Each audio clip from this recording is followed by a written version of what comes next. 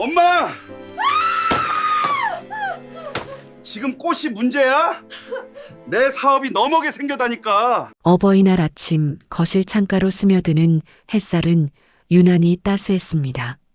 하지만 그 평화로운 풍경과는 대조적으로 제 가슴 한구석은 싸늘하게 식어 내려가고 있었죠. 환갑이 넘은 나이. 남들은 자식들에게 효도 관광이다, 용돈 박스다 자랑하며 웃음꽃을 피울 때 저는 제 손으로 직접 경찰을 불러야 했습니다. 떨리는 손으로 112 번호를 누르던 그 순간 제 인생 60년이 한꺼번에 무너져 내리는 기분이었습니다. 거실 바닥을 내려다보았습니다. 그곳에는 불과 몇 시간 전만 해도 화사한 빛깔을 뽐내던 카네이션 꽃바구니가 처참하게 짓밟힌 채 널브러져 있었습니다.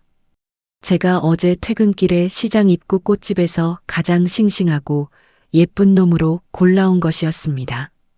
자식들이 오면 그래도 우리 엄마가 아직은 우리를 생각하는구나 하고 조금이라도 마음을 돌릴까 싶어 생선 비린내 나는 손을 몇 번이나 씻고 정성스레 리본까지 묶어둔 것이었죠. 하지만 지금 제 눈앞에 보이는 것은 붉은 핏방울처럼 흩뿌려진 꽃잎들과 박살난 바구니 조각들 뿐입니다.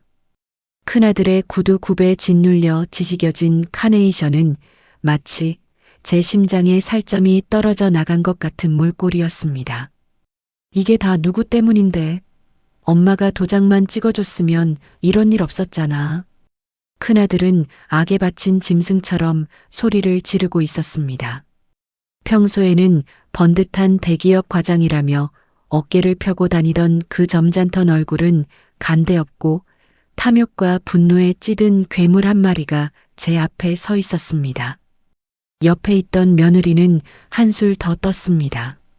억지로 짜낸 듯한 가식적인 한숨을 내쉬며 팔짱을 낀 채 가소롭다는 듯 저를 훑어보더군요. 어머니, 정말 너무하시네요. 자식이 죽겠다는데 그깟 건물 하나가 그렇게 아까우세요?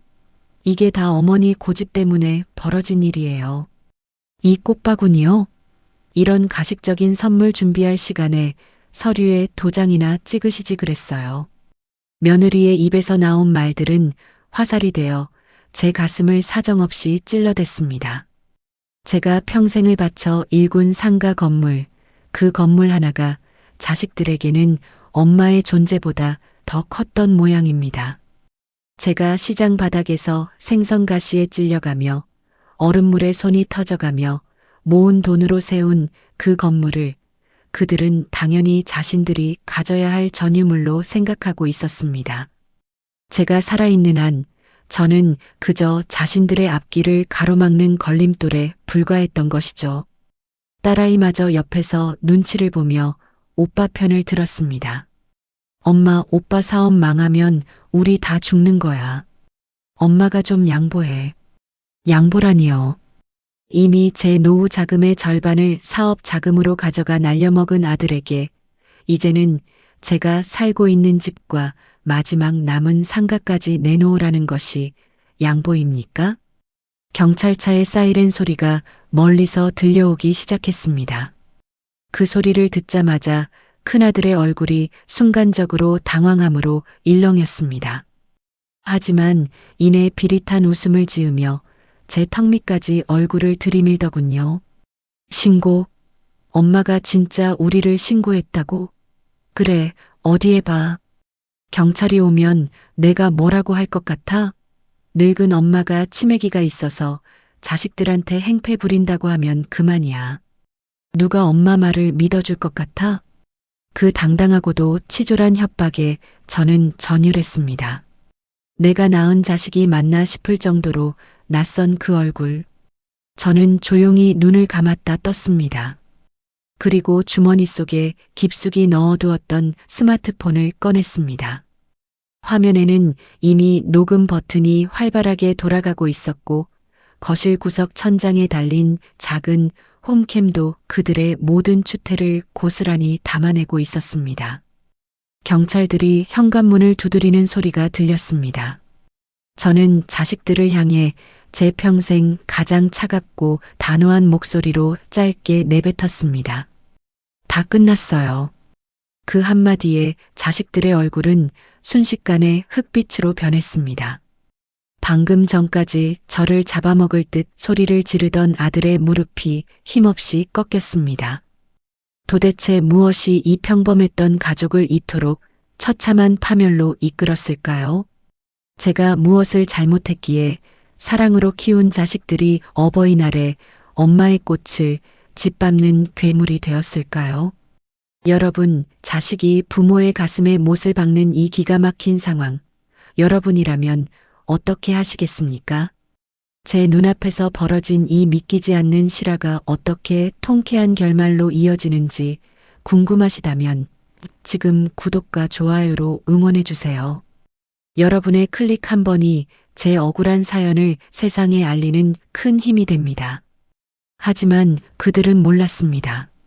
제가 오늘 이 자리를 마련한 진짜 이유를, 그리고 제가 준비한 카네이션 바구니 밑에 무엇이 숨겨져 있었는지를 말입니다.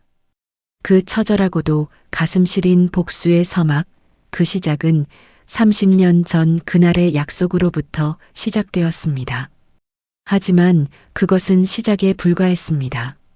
경찰이 집 안으로 발을 들이는 순간 저는 자식들이 상상조차 하지 못한 또 다른 진실을 터뜨릴 준비를 마쳤습니다. 그때 저는 아직 몰랐습니다. 제가 그토록 믿었던 큰아들의 비밀 장부에 제 이름으로 된 거액의 빚이 숨겨져 있었다는 사실을 말입니다. 모든 불행의 시작은 그 장부에서부터였습니다. 남편을 일찍 여의고 홀몸으로 어린 남매를 품에 안았을 때 제 나이 32이었습니다. 하늘이 무너진다는 말이 무엇인지 그때 처음 알았습니다. 장례를 치르고 남은 건 빚 몇백만 원과 눈도 못 뗀 어린 자식들, 그리고 막막한 앞날뿐이었죠. 슬퍼할 겨를조차 없었습니다. 아이들의 입에 들어가는 쌀밥 한 숟가락이 제 눈물보다 귀했으니까요. 저는 다음 날로 머리를 질끈 묶고 시장통으로 달려갔습니다. 새벽 3시, 세상이 모두 잠든 시간에도 저는 차가운 바닷바람이 몰아치는 수산시장에 있었습니다.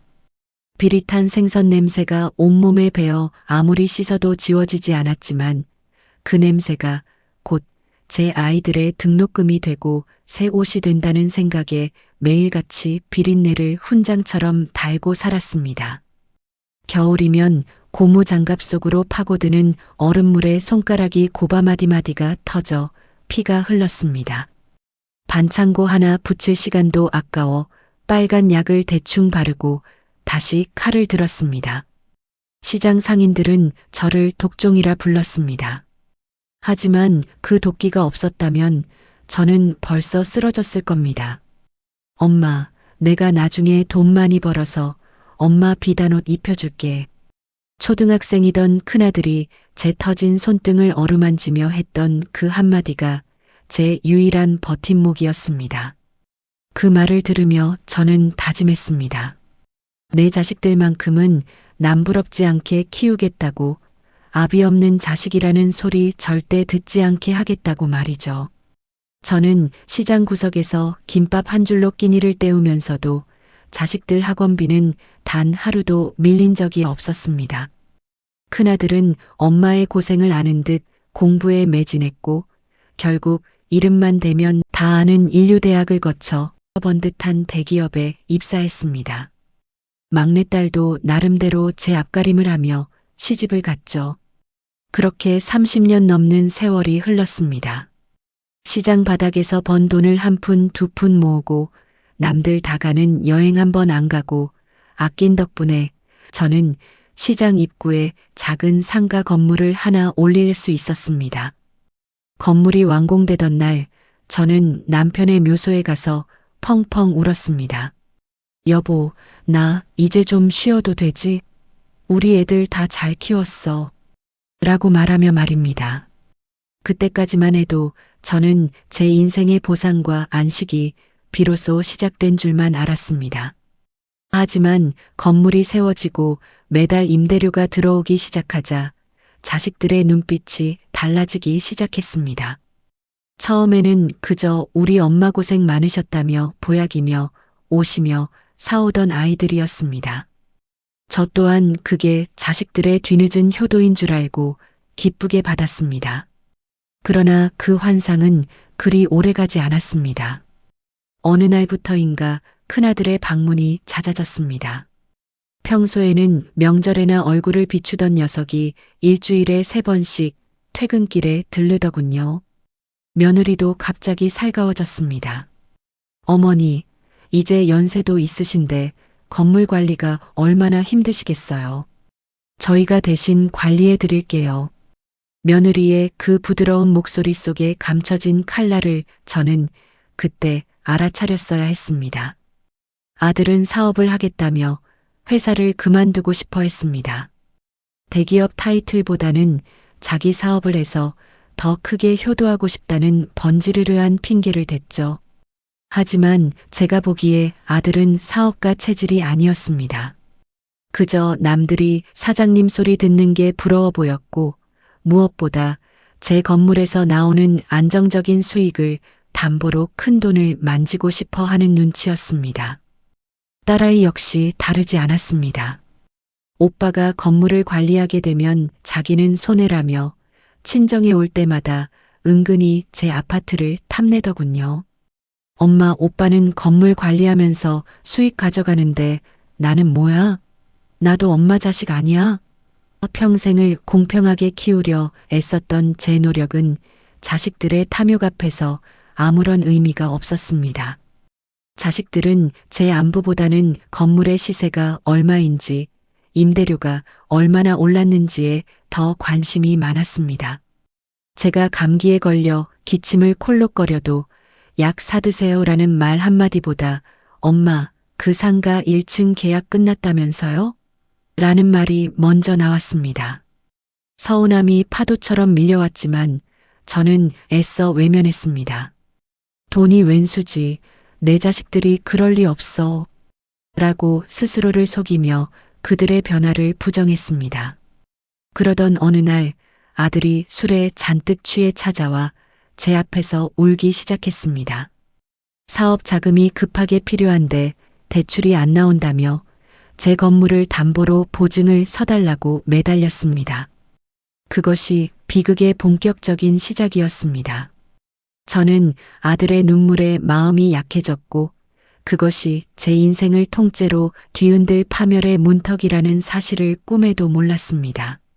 하지만 아들의 눈물 뒤에는 제가 상상조차 하지 못한 거대한 어둠이 도사리고 있었습니다. 그 한 번의 선택이 어떤 결과를 초래할지 저는 그때 정말 몰랐습니다. 하지만 그것이 끝이 아니었습니다. 제가 아들을 믿고 서류를 넘겨준 그날 밤 아들이 며느리와 나누는 은밀한 대화를 문틈으로 듣게 된 저는 온몸의 피가 거꾸로 솟는 기분을 느껴야 했습니다. 아들의 눈물에 마음이 허물어진 저는 결국 건물을 담보로 내주었습니다. 엄마, 딱 반년만 쓰고 금방 갚을게요. 이번 사업만 성공하면 엄마 남은 인생은 진짜 여왕처럼 살게 해드릴게. 그 말을 철석같이 믿었습니다.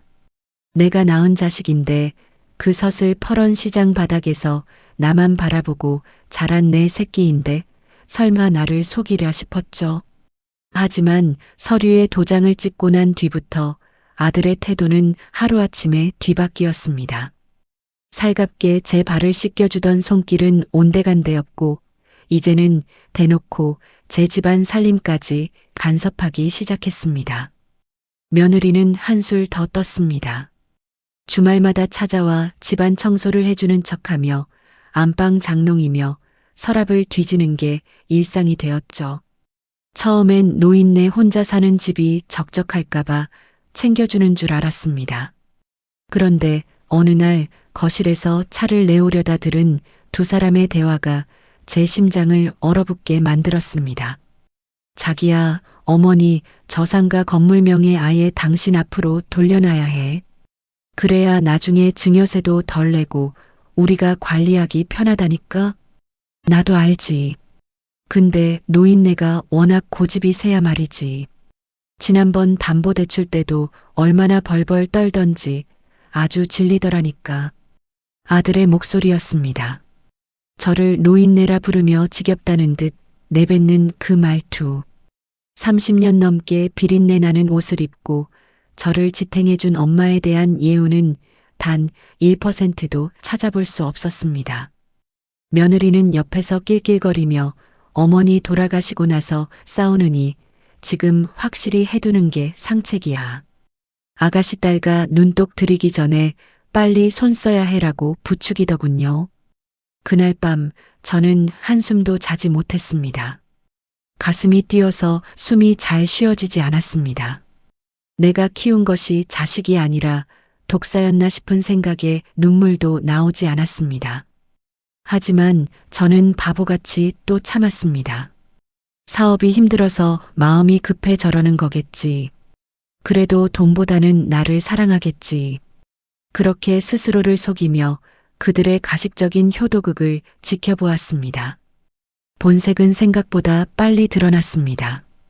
아들의 사업은 예상대로 고전을 면치 못했고 독촉장이 집으로 날아오기 시작했습니다. 알고 보니 아들은 사업 자금이라던 돈을 무리한 주식 투자와 해외 도박으로 탕진한 상태였습니다. 제 건물을 담보로 빌린 돈이 자식의 성공을 위한 밑거름이 아니라 밑빠진 독에 붓는 물이었다는 사실을 알게 된 순간의 배신감은 필설로 다 표현할 수 없습니다. 아들은 이제 제 앞에서 빌지도 않았습니다. 오히려 엄마가 돈을 좀 더 안 보태줘서 사업이 이 모양이 된 거 아니냐며 적반하장으로 나왔습니다. 엄마 상가 1층 세입자 보증금 좀 빼서 나 좀 빌려줘. 그거 안 주면 나 진짜 한강 가야 해. 목숨을 담보로 협박하는 아들의 눈에는 광기 어린 탐욕만이 가득했습니다.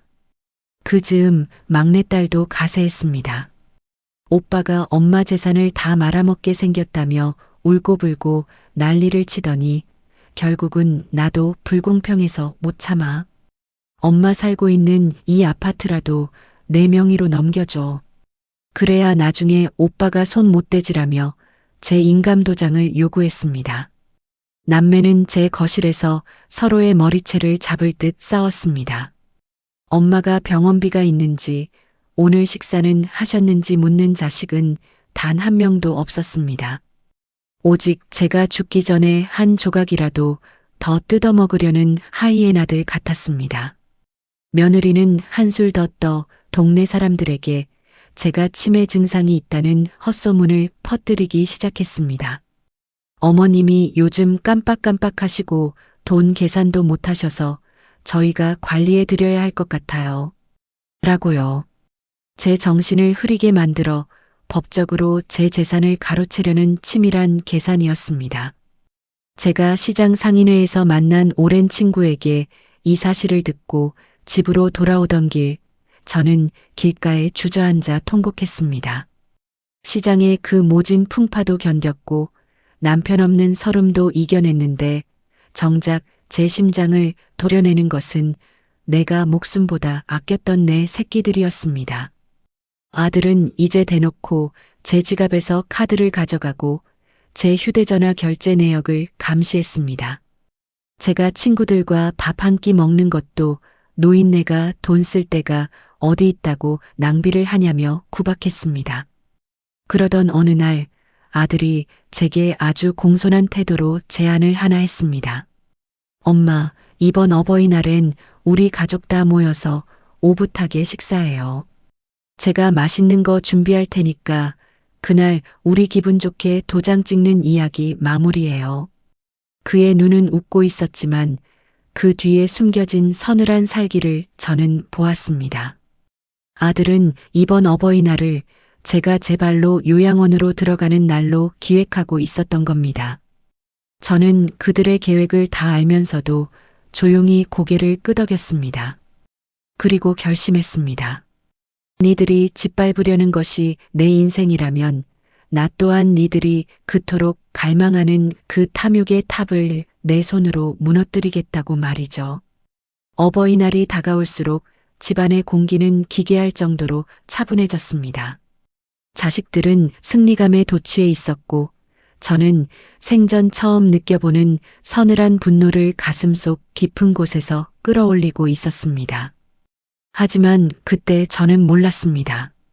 그들이 계획한 어버이날의 배신이 제 상상보다 훨씬 더 잔인하고 비인간적일 것이라는 사실을 말입니다. 마침내 어버이날 당일 화사한 카네이션 바구니 뒤에 숨겨진 아들의 진짜 목적이 드러나던 그 순간 저는 제 인생에서 가장 충격적인 서류 한 장을 발견하게 됩니다. 어버이날을 일주일 앞둔 시점, 집안의 공기는 기괴할 정도로 고요해졌습니다. 아들은 갑자기 예전의 착한 아들 가면을 다시 꺼내 썼습니다. 매일 저녁 퇴근길에 전화를 걸어 엄마, 무릎은 좀 어떠세요? 어버이날에 드시고 싶은 거 있으세요? 라며 살갑게 굴었죠. 하지만 그 목소리를 들을 때마다 제 등 줄기에는 소름이 돋았습니다. 이미 그들의 추악한 대화를 들어버린 제 귀에는 그 다정한 안부 인사가 마치 도살장에 끌려가는 소를 달래는 주인의 음성처럼 들렸기 때문입니다. 며느리는 한술 더 떴습니다. 어느 날은 유명하다는 한의원에서 지어왔다며 보약을 한 박스 들고 왔더군요. 어머니, 이거 드시고 기운 차리셔야 어버이날에 저희랑 좋은 곳 가시죠. 라며 웃는데 그 웃음 뒤에 가려진 서늘한 욕망을 저는 보았습니다. 그들이 말하는 좋은 곳이 과연 어디일지 저는 짐작조차 하기 싫었습니다. 시장 바닥에서 30년을 버틴 직감이 제게 경고하고 있었습니다. 이것은 폭풍전야의 고요함이라고 조만간 제 인생을 통째로 집어삼킬 거대한 파도가 닥칠 것이라고 말이죠. 딸아이의 탐욕도 극에 달했습니다. 딸은 제가 시장에서 평생 일하며 모아둔 금부치들과 예금 통장의 행방을 노골적으로 묻기 시작했습니다. 엄마, 오빠는 건물 가져가면 끝이지만 나는 뭐야? 나도 이 집안 자식인데 엄마가 나 몰래 숨겨둔 비상금 있는 거 다 알아. 그거 나한테 미리 줘야 나중에 오빠랑 안 싸우지. 딸은 제 손을 잡으며 위하는 척했지만 눈은 제 화장대 서랍과 장롱 깊숙한 곳을 훑고 있었습니다. 자식들이 제 집을 방문하는 목적은 이제 오로지 돈과 재산뿐이었습니다. 엄마라는 존재는 그 재산을 지키고 있는 귀찮은 문지기에 불과했습니다. 그러던 어느 날 저는 아들이 잠시 화장실에 간 사이 거실 탁자 위에 놓인 그의 서류 가방을 보게 되었습니다. 평소라면 자식의 물건을 함부로 뒤지지 않았겠지만 그날은 이상하게도 무언가에 홀린 듯 가방 안을 살피게 되었습니다. 그리고 그 안에서 발견한 서류 한 장에 저는 그만 자리에 주저앉고 말았습니다. 그것은 성년후 경계 시 심판 청구서였습니다. 내용은 참담했습니다. 제가 심각한 치매를 앓고 있으며 일상생활이 불가능할 정도로 인지 능력이 떨어져 재산 관리를 할 수 없으니 장남인 자신이 법적 후견인이 되어 모든 재산권을 행사하겠다는 내용이었습니다. 그 서류 옆에는 며느리가 그동안 동네 병원을 돌며 교묘하게 받아낸 제 건강 관련 소견서들이 붙어 있었습니다. 제가 감기약이나 영양제를 처방받으러 갔을 때 며느리가 의사에게 어머니가 요즘 헛것을 보신다. 길을 자주 잃으신다며 흘렸던 거짓말들이 차곡차곡 장거로 쌓여 있었던 겁니다. 손이 덜덜 떨렸습니다. 내가 낳아 기른 자식이 나를 산송장으로 만들어 사회에서 매장하려 했다니. 시장에서 생선 머리를 치며 억척스럽게 살아온 제 세월이 이 서류 한 장의 치매 노인의 망상으로 치부되고 있었습니다. 아들은 제가 죽기도 전에 저를 법적으로 죽이려 하고 있었습니다. 가부장적 사고방식에 찌든 아들은 장남인 자신이 가문의 재산을 지키는 유일한 적임자라 믿으며 그 과정에서 엄마를 희생시키는 것을 당연한 권리로 여기고 있었습니다. 그뿐만이 아니었습니다. 아들의 도박빚 독촉장은 이제 제 이름으로 된 상가 건물의 경매 예고 통지서로 변해 있었습니다. 아들은 제가 담보로 내준 건물에서 나오는 임대료마저 도박판에 쏟아부었고 이제는 그 건물이 통째로 남의 손에 넘어갈 위기에 처하자 저를 치매 환자로 몰아 재산을 강제로 가로채려 했던 겁니다. 그 치밀함과 잔인함에 숨이 턱 막혔습니다. 저는 서류를 제자리에 두고 아무 일도 없었던 것처럼 부엌으로 들어갔습니다. 아들이 화장실에서 나오며 엄마 뭐 맛있는 거 해? 라고 묻는데 그 목소리가 뱀의 쉬쉬거리는 소리처럼 소름 끼쳤습니다. 저는 억지로 웃으며 대답했습니다. 응, 우리 아들 좋아하는 갈비찜 양념하고 있지. 어버이날에 다 같이 맛있게 먹어야지. 제 안에서 무언가 단단하게 굳어지는 기분이 들었습니다. 슬픔은 이제 분노로, 그리고 그 분노는 아주 차갑고 예리한 칼날로 변해 있었습니다. 그날 밤 저는 시장 시절부터 제 뒤를 봐주던 상인회 회장님께 연락을 드렸습니다. 그는 제 사정을 듣더니 자네 이대로 당할 순 없네. 법적으로 확실히 준비하게라며 유명한 변호사 한 분을 소개해 주었습니다. 저는 자식들 몰래 변호사를 만나 모든 상황을 설명했습니다. 변호사는 제 이야기를 듣더니 고개를 저으며 말하더군요. 어머니, 정말 힘든 결정을 하셔야 할지도 모릅니다. 법적으로 완벽하게 대응하려면 자식들과 완전히 등을 돌려야 합니다. 저는 창밖을 보며 대답했습니다. 자식들이 이미 제 등에 칼을 꽂았는데 제가 등을 돌리는 게 무슨 대수겠습니까? 저는 그날 이후로 집안 곳곳에 초소형 녹음기와 카메라를 설치했습니다. 그리고 자식들이 올 때마다 일부러 돈 이야기를 꺼내며 그들의 폭언과 탐욕스러운 반응들을 하나하나 기록하기 시작했습니다. 어버이날이 다가올수록 자식들은 승전고를 울리듯 기세등등해졌습니다. 어머니, 어버이날 선물은 이 서류에 도장 찍어주시는 걸로 알게요. 그게 저희한테는 제일 큰 선물이에요. 라며 며느리는 꽃바구니 대신 인감도장을 요구했습니다. 저는 속으로 비웃었습니다. 그래, 니들이 원하는 그 선물, 내가 아주 특별하게 준비해주마. 하지만 저는 몰랐습니다. 어버이날 당일 아들이 제 마지막 자존심인 카네이션까지 짓밟으며 본색을 드러낼 때 제 가슴 속에 남아있던 신락 같은 모성애조차 피눈물이 되어 말라버릴 줄은 꿈에도 몰랐습니다. 마침내 어버이날 아침 화사한 꽃바구니를 사이에 두고 자식들과 마주 앉은 식탁 위에서 아들의 입에서 나온 충격적인 제안이 제 남은 인내심의 끈을 끊어버렸습니다. 드디어 어버이날 아침이 밝았습니다. 창밖은 눈부시게 푸르렀고 동네 아이들의 웃음소리가 담장 너머로 들려왔습니다. 저는 새벽같이 일어나 시장에 들러 가장 좋은 고기를 끊어왔습니다. 아들이 좋아하는 갈비찜을 안 치고 딸아이가 잘 먹던 잡채도 무쳤습니다. 한때는 이 냄새만으로도 집안에 온기가 가득했는데 오늘따라 고기 삶는 냄새가 왜 이리 비릿하고 서글프게만 느껴지는지 모르겠습니다. 부엌 일을 마친 저는 거실 한복판에 미리 사둔 카네이션 바구니를 놓았습니다. 붉고 탐스러운 꽃송이들이 어머니 은혜 감사합니다라고 적힌 리본을 달고 방긋 웃고 있더군요.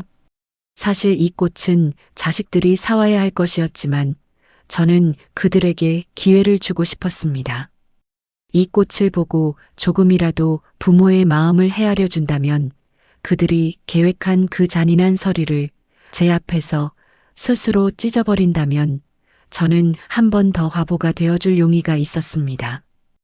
그것이 부모라는 이름의 마지막 미련이었을지도 모릅니다. 정오가 지나자 큰아들 내외와 딸 가족이 도착했습니다. 하지만 그들의 손은 민망할 정도로 가벼웠습니다. 꽃 한 송이는커녕 손주들이 쓴 흔한 편지 한 장 보이지 않았습니다. 그들의 눈은 오직 하나 거실 탁자 위에 놓인 제 가방과 서류 뭉치만을 쫓고 있었습니다. 엄마, 갈비찜 냄새 너무 좋다. 근데 일단 밥 먹기 전에 우리 이야기부터 좀 마무리할까? 아들은 자리에 앉기도 전에 서류 가방에서 며칠 전 보았던 그 성년후견인 신청서와 증여 합의서를 꺼내 들었습니다. 며느리는 옆에서 거들며 어머니, 저희도 오늘 바빠요.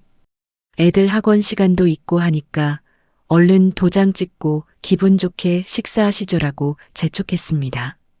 제가 정성껏 차린 음식들이 식어가는 소리가 제 귀에는 눈물 떨어지는 소리처럼 들렸습니다. 저는 짐짓 모르는 척 물었습니다. 얘야, 그래도 오늘 어버이날인데 이 꽃 좀 보렴. 참 예쁘지 않니? 엄마가 너희 주려고 어제 시장에서 제일 좋은 놈으로 골라왔단다. 제 말에 아들의 얼굴이 순식간에 일그러졌습니다. 아들에게 그 꽃은 감사의 상징이 아니라 자신의 앞길을 가로막는 노인네의 쓸데없는 감상주의로 보였던 모양입니다. 아들은 제 말을 자르며 소리를 질렀습니다. 엄마, 지금 꽃이 문제야? 내 사업이 넘어가게 생겼다니까. 이 건물만 내 명의로 돌려주면 대환대출 받아서 다 해결할 수 있다고 몇 번을 말해. 엄마가 욕심 부리니까 자식 인생이 망가지는 거 아니야? 아들의 고함에 거실 공기가 순식간에 얼어붙었습니다. 며느리는 한술 더 떠 비릿한 웃음을 지으며 뱉었습니다. 어머니, 정말 노망이라도 나신 거예요? 상황 파악이 안 되세요? 지금 어머니 편들어줄 사람 아무도 없어요. 아가씨 딸도 이미 오빠랑 합의했어요. 아파트 지분 떼주기로 했다고요. 딸아이를 쳐다보았습니다. 딸은 제 시선을 피하며 고개를 숙였지만 손에는 이미 제가 안방 서랍에 넣어두었던 집 문서 뭉치가 들려 있었습니다. 엄마 미안해. 근데 나도 애들 유학 보내야 하고 살 길이 막막해. 오빠 말대로 해주는 게 우리 다 사는 길이야. 자식들의 배신은 칼날보다 날카롭게 제 심장을 도려냈습니다. 서로 죽일 듯 싸우던 남매가 제 재산을 갈라먹는 일에는 저렇게 손발이 척척 맞다니요. 저는 떨리는 목소리로 마지막 질문을 던졌습니다. 너희에게 나는 이 건물과 아파트보다 못한 존재냐? 평생 생선 비린내 묻혀가며 너희 키운 내 세월이 고작 이 종이 뭉치보다 가벼운 것이냐? 제 물음에 아들은 실성한 듯 웃음을 터뜨렸습니다. 그러더니 자리에서 일어나 거실 탁자 위에 있던 카네이션 바구니를 손으로 쳐서 바닥으로 내팽개쳤습니다. 퍽 하는 소리와 함께 바구니가 뒤집히고 제가 아침 내내 정성껏 다듬었던 꽃송이들이 거실 바닥에 처참하게 흩어졌습니다. 그리고 아들은 그 구두발로 붉은 카네이션들을 미친 듯이 짓밟기 시작했습니다. 이딴 꽃 필요 없어. 내 인생 망치고 있는 건 엄마 당신이라고. 이 돈밖에 모르는 노인네야.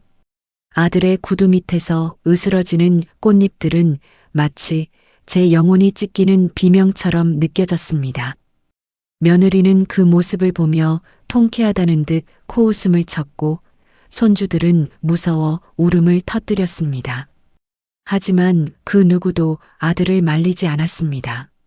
짓밟힌 꽃잎들 위로 아들의 침 뱉는 소리가 들렸습니다. 제 평생의 헌신과 사랑이 그 붉은 꽃잎들과 함께 거실 바닥의 얼룩으로 변해버린 순간이었습니다.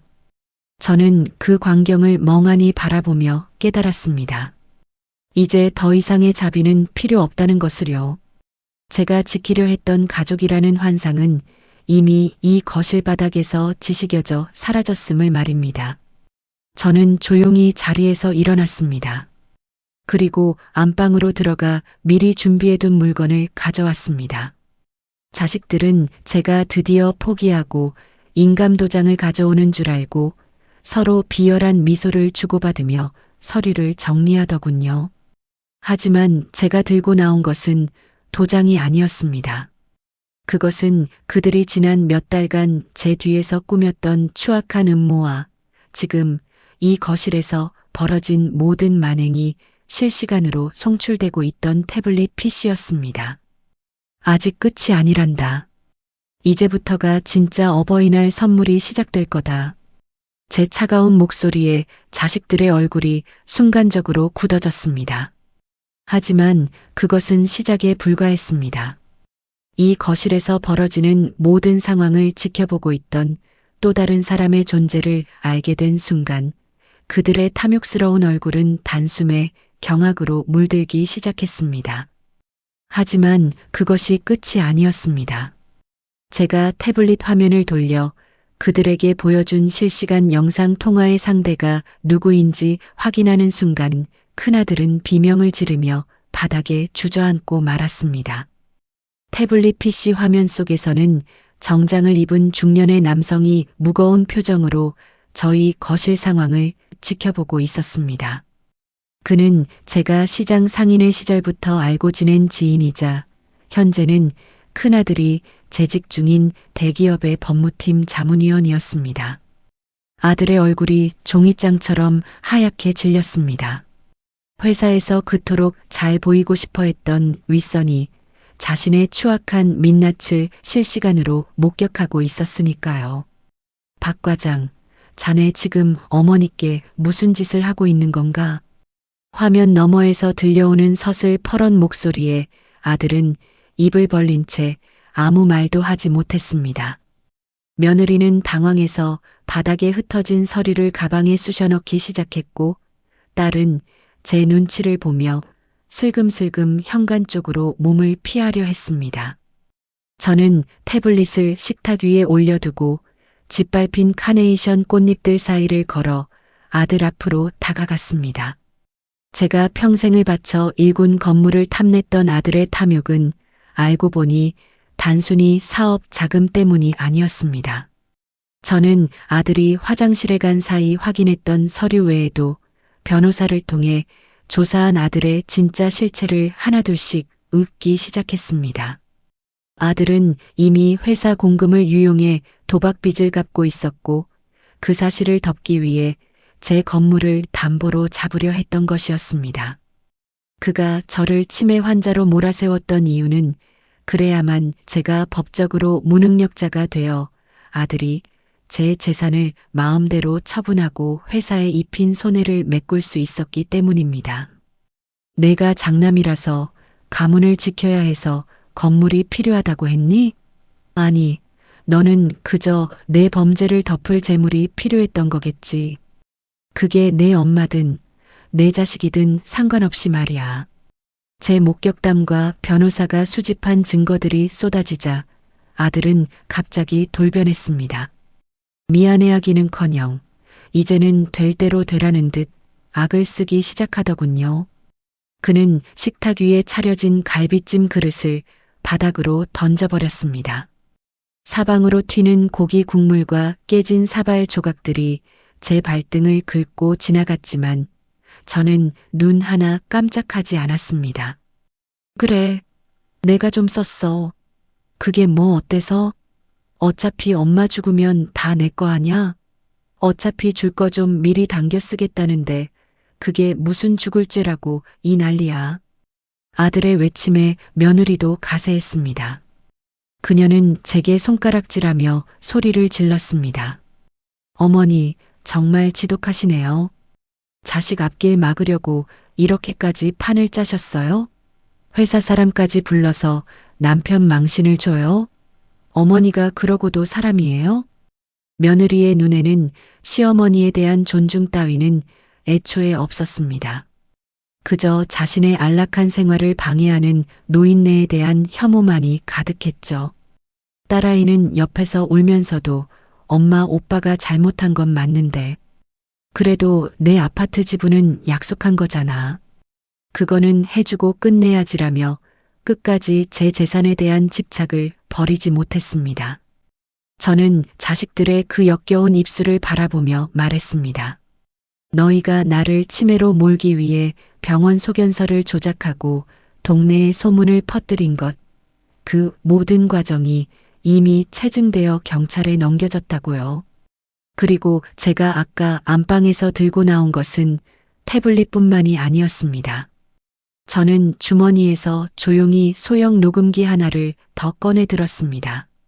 거기엔 아까 아들이 꽃바구니를 짓밟으며 저를 돈밖에 모르는 노인네라고 부르고 폭언을 퍼부었던 모든 순간이 고스란히 담겨 있었습니다.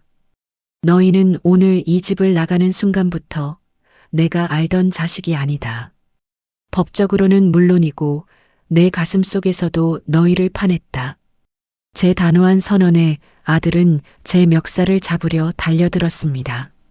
평생 생선 괴짝을 나르며 단련된 제 손이 아들의 손목을 낚아챘습니다. 비린내 나는 손이라며 경멸하던 그 손에 제압당한 아들은 비명을 질렀습니다. 그때였습니다. 현관문 번호키가 열리는 소리가 들렸습니다. 제가 미리 연락해둔 조력자, 제 상가 건물의 법률 대리인과 보안업체 직원들이 들어온 것입니다. 아들은 뒤늦게 사태의 심각성을 깨달은 듯 했습니다. 회사의 자문위원이 지켜보고 있고 경찰 신고까지 접수된 상황에서 자신이 설 자리는 더 이상 없다는 것을요. 하지만 아들은 마지막까지 추악했습니다. 그는 바닥에 떨어진 깨진 사발 조각을 집어들며 자기 손목을 긋는 신용을 했습니다. 안 주면 여기서 죽어버릴 거야. 엄마가 사람 죽인 거야. 그 비참한 연극을 보며 저는 눈물을 흘리는 대신 차갑게 웃었습니다. 저를 죽이려 했던 자식이 이제는 자기 목숨을 담보로 구걸을 하는 꼴이라니.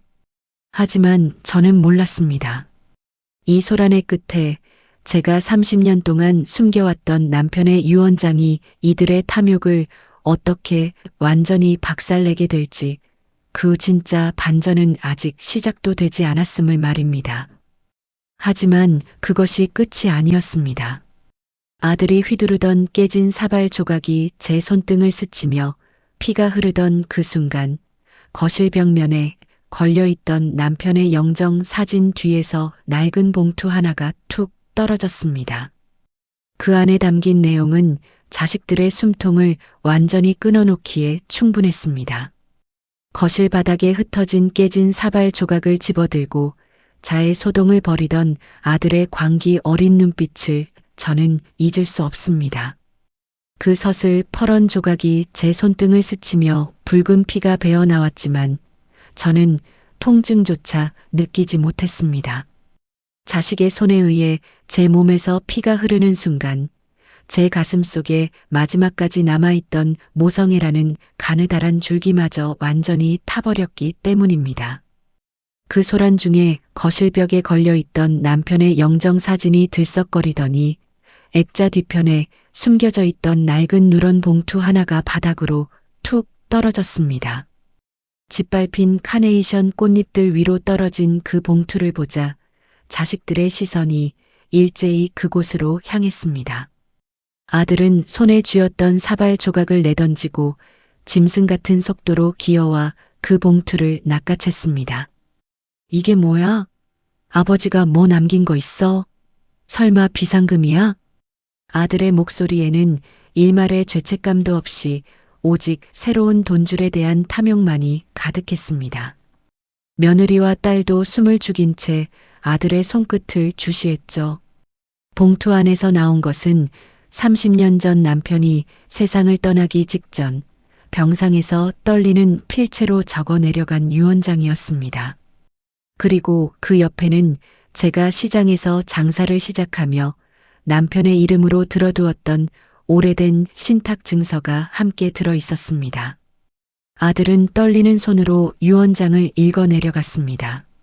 하지만 읽으면 읽을수록 아들의 얼굴은 사색이 되어갔고 며느리는 옆에서 내용을 훔쳐보다가 비명을 질렀습니다. 유언장의 내용은 명확했습니다. 내 아내에게 모든 재산의 처분권을 위임한다.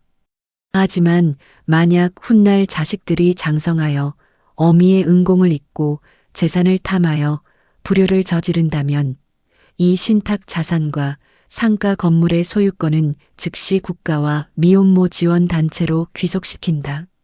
자식들에게는 단 1원의 상속도 금하며 이를 어길 시 아내는 자식들과의 모든 인연을 법적으로 단절할 것을 명한다. 남편은 알았던 겁니다. 제가 자식들을 위해 모든 것을 내어줄 바보 같은 사람이라는 것을, 그리고 우리가 금지옥엽 키운 자식들이 돈 앞에서 언제든 괴물로 변할 수 있다는 것을요.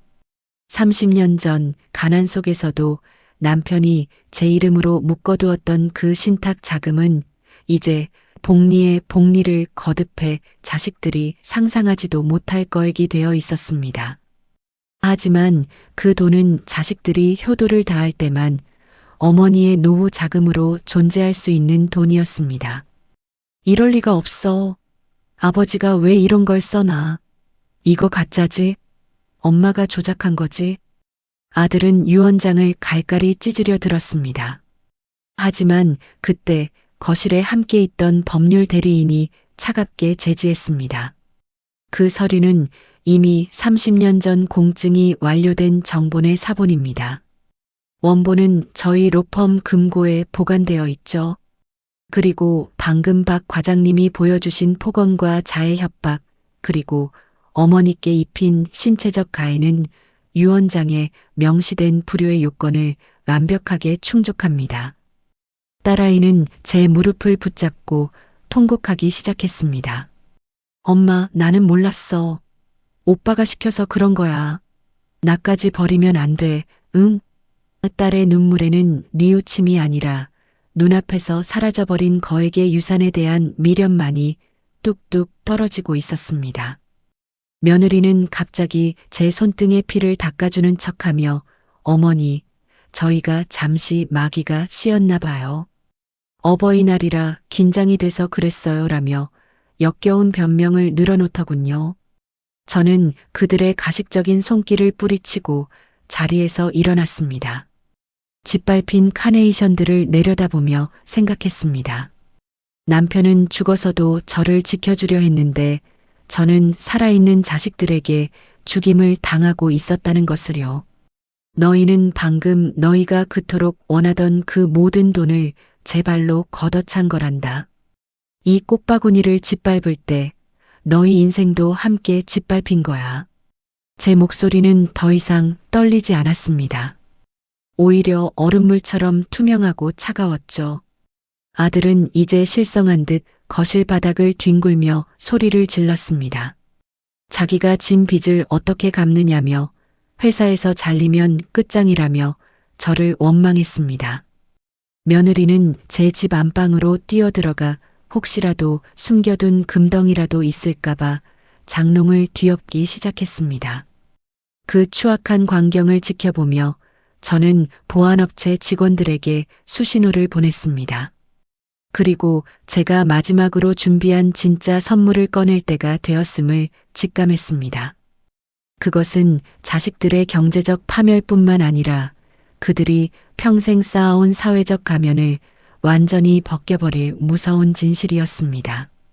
하지만 그것은 시작에 불과했습니다. 제가 자식들의 손에 들려준 마지막 서류 봉투에는 그들이 결코 알아서는 안 되었던, 그러나 이제는 마주해야만 하는 참혹한 진실이 담겨 있었습니다. 하지만 그것이 끝이 아니었습니다. 제가 건네준 마지막 봉투 속 사진들을 확인한 며느리가 비명을 지르며 아들의 뺨을 후려갈기던 그 순간 우리 가족의 모든 비밀은 산산조각이 나기 시작했습니다. 거실은 그야말로 아수라장이었습니다. 아들은 찢어진 유언장 조각을 붙들고 짐승처럼 울부짖었고 며느리는 안방에서 장롱을 뒤엎으며 마지막 남은 금붙이라도 찾으려 발악했습니다. 딸은 제 다리를 붙잡고 애걸복걸하며 구걸하고 있었죠. 그들의 소음이 고막을 찔러댔지만 제 마음은 기이할 정도로 차분했습니다. 아니, 그것은 폭풍이 지나간 뒤의 적막보다 더 시린 차가운 분노였습니다. 저는 품 안에서 마지막 서류 봉투를 꺼냈습니다. 그리고 아들과 며느리 앞에 그 내용물들을 하나하나 뿌렸습니다. 그것은 아들이 그토록 숨기고 싶어 했던 도박빚의 실체뿐만 아니라 그가 회사 공금을 유용하며 만났던 내연녀와의 사진들, 그리고 며느리가 제 건물을 가로채기 위해 사설 탐정을 고용해 제 일거수일투족을 감시했던 기록들이었습니다. 서로의 치부를 확인한 아들 내외의 눈빛이 흔들렸습니다. 며느리는 사진 속 아들의 외도 증거를 보자마자 비명을 지르며 아들의 뺨을 후려갈겼습니다. 이 더러운 인간아, 내 돈까지 끌어다 도박판에 쏟더니 그 여자랑 놀아나고 있었어? 그러면서 나보고 어머니 치매로 몰라고 시켜? 아들은 뺨을 감싸쥐며 며느리에게 달려들었습니다. 내가 먼저 돈독이 올라서 건물을 명예 변경하자고 부추겼잖아. 내가 사설 탐정 붙여서 엄마 뒤 캔 건 깨끗해?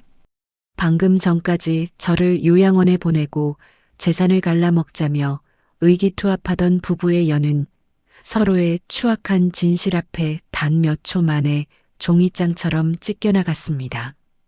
거실 바닥에는 짓밟힌 카네이션 꽃잎과 깨진 그릇 조각, 그리고 자식들의 구역질 나는 비밀들이 한데 뒤섞여 굴러다녔습니다. 저는 그 광경을 내려다보며 조용히 휴대전화를 들어 스피커폰을 켰습니다. 당장 나가.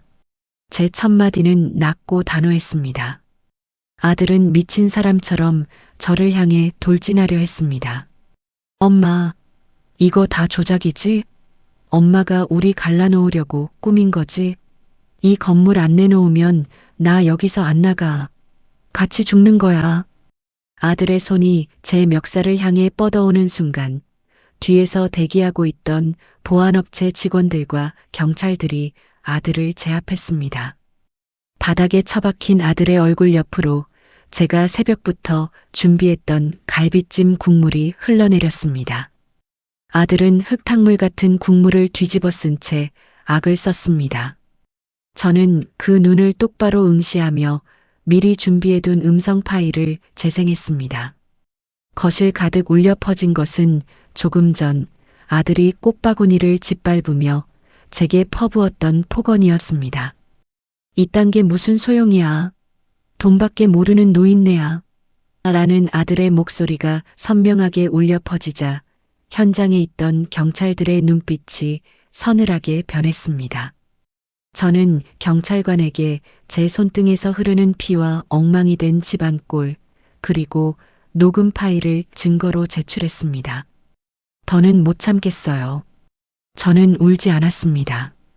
오히려 웃음이 나올 것 같았습니다. 30년을 참아온 인내의 둑이 터지니 그토록 무겁던 엄마라는 굴레가 깃털처럼 가볍게 느껴졌습니다. 며느리는 경찰의 팔을 붙잡고 이건 집안일이에요. 저희가 어머니를 얼마나 잘 모셨는데 이러세요. 라고 소리쳤지만 이미 모든 상황은 녹화되고 녹음되었습니다. 딸아이는 이 모든 광경을 지켜보며 구석에서 떨고 있었습니다. 저는 딸에게 다가가 그녀가 가방 속에 숨겼던 제 집 문서 뭉치를 빼앗았습니다. 너도 마찬가지다. 내 등 뒤에서 칼을 갈던 너희들을 위해 차린 밥상은 여기까지야. 이 집에서 너희들이 가져갈 수 있는 건 단 하나도 없다. 엄마, 제발. 나 이번에 이사 가야 해. 엄마가 도와준다고 했잖아. 딸의 애원은 이제 역겨운 소음일 뿐이었습니다. 저는 경찰에게 정식으로 주거침입과 재물손괴, 그리고 노인 학대 혐의로 이들을 고소하겠다고 밝혔습니다. 당장 이 사람들을 내 집에서 끌어내주세요. 제 마지막 명령에 아들은 끌려나가면서도 끝까지 저주를 퍼부었습니다. 엄마가 우리한테 이럴 수 있어? 나중에 죽어서 아버지 얼굴을 어떻게 보려고 그래. 아들의 그 뻔뻔한 외침에 저는 거실벽에 걸린 남편의 영정 사진을 보았습니다.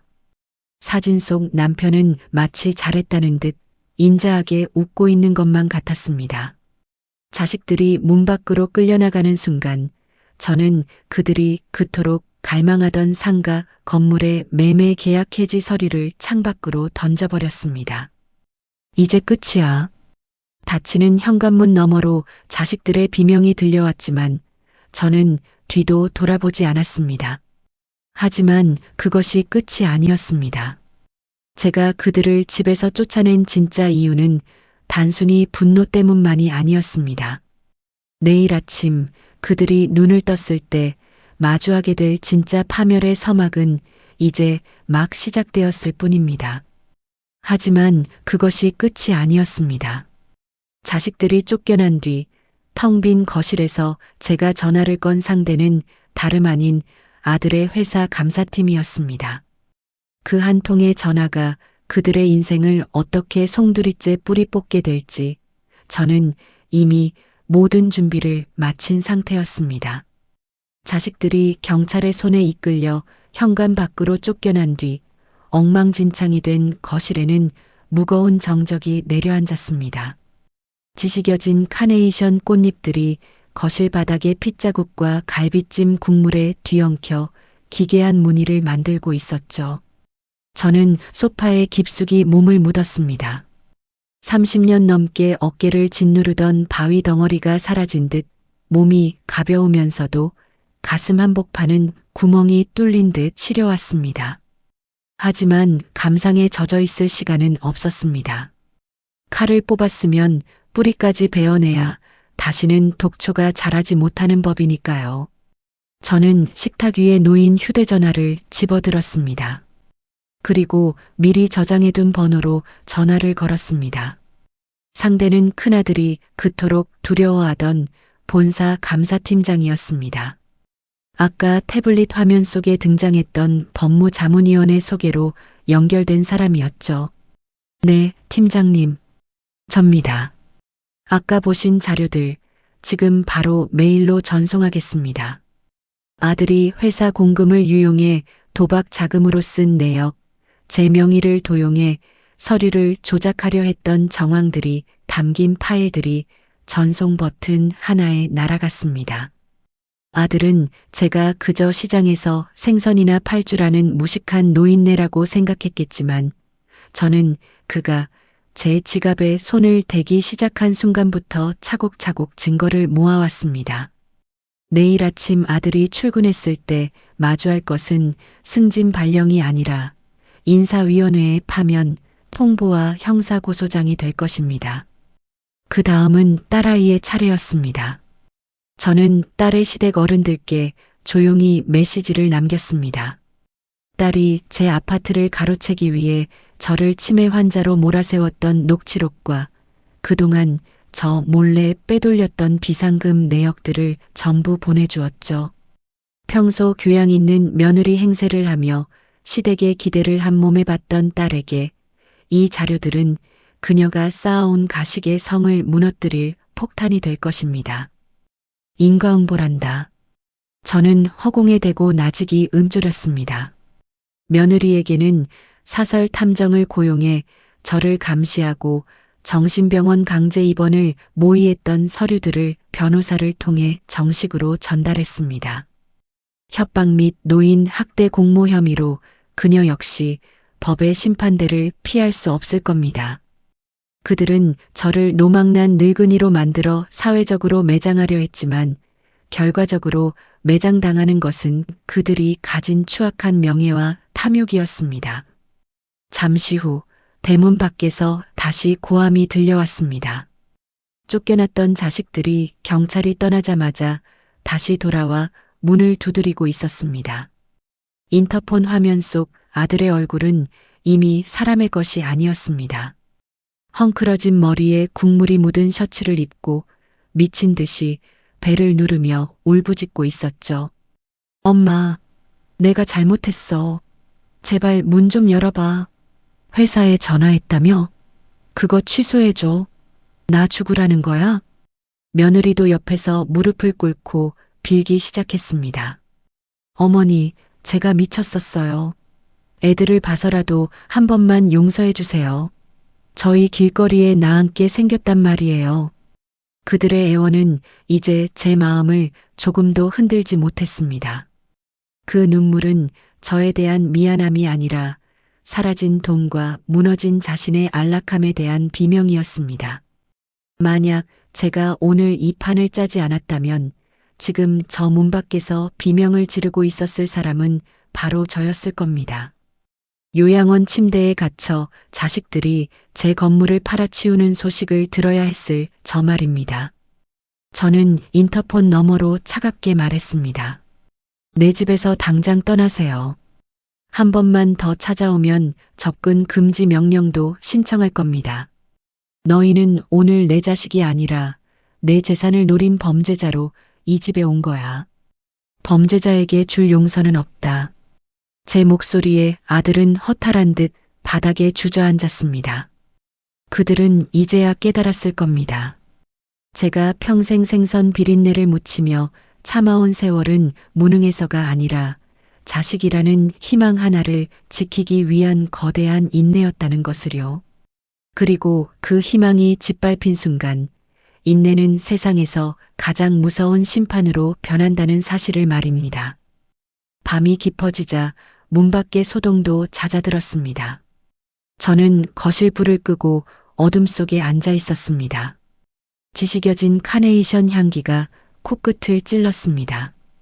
비록 가슴은 찢어질 듯 아팠지만 이상하게도 잠은 잘 올 것 같았습니다.